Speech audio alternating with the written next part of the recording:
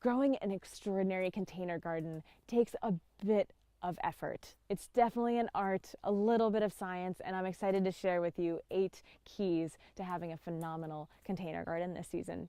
So without further ado, this is number 1, and it has 2 parts. Bigger is better, and more is more.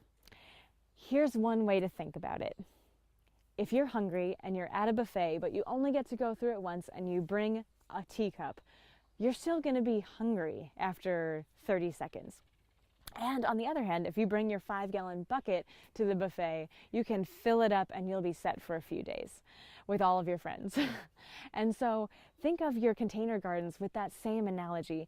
Your plants are hungry. They need to eat. You're setting the buffet, the smorgasbord for them. And if you give them a little container, there's only so many nutrients that can fit in that container. If you give them a 5-gallon bucket, if you give them a raised bed, you'll have more nutrients that will feed them much longer into the season. You'll be harvesting more abundance. And of course, there are things to keep in mind. Things like tomatoes are very heavy feeders, and you want to be growing them for months. And so making sure that they have the most nutrients possible is really important. If you're growing salad mix and you're only going to harvest it once, 3 weeks after you plant it, you'll be harvesting it, and you don't need much soil for that. My dear friend grows salad mix in gutters, and it's so cool, but that she harvests it once, and there aren't even enough nutrients for it to healthily, quickly regrow. And so she gets one harvest of that lettuce mix, but she just loves growing it in gutters. So there's that.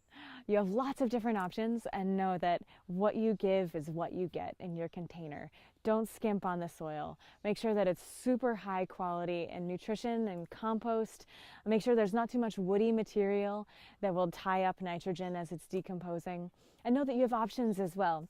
Whether it's crab and lobster meal that's acting like slow release fertilizer, whether it's fish emulsion. We love Neptune's Harvest fish emulsion. And you can foliar spray that throughout the season, as well as drench it on the soil. So you can add nutrients throughout the season, but know that although it's not true for everything in container gardening, bigger is almost always better.